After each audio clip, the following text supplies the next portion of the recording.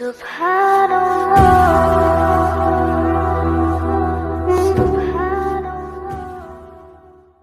الأنبياء والمرسلين وعلى آله وصحبه أجمعين. أما بعد، فإن أصدق الحديث كتاب الله، وأحسن الهدي هدي محمد صلى الله عليه وسلم، وخير الأمور عبادها، وشر الأمور محدثاتها، وكل محدثة بدعة، وكل بدعة ضلالة، وكل ضلالة في النار. وبالسند المتصل منا إلى الشيخ الإمام الهمام الحافظ الحجة أمير المؤمنين في الحديث أبي عبد الله محمد بن إسماعيل بن إبراهيم بن المغيرة بن بردزبة الجعفي اليماني البخاري رحمه الله تعالى.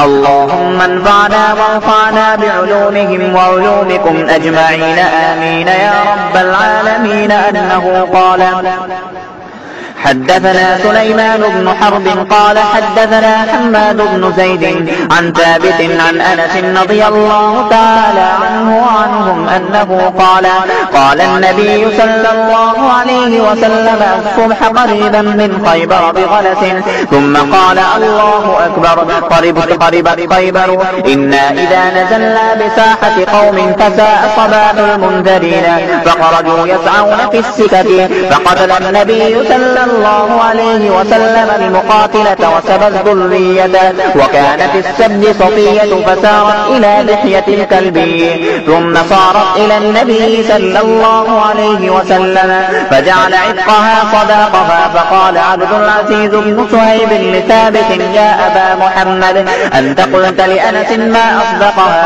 فحرك ثابت رأسه تصديقا له.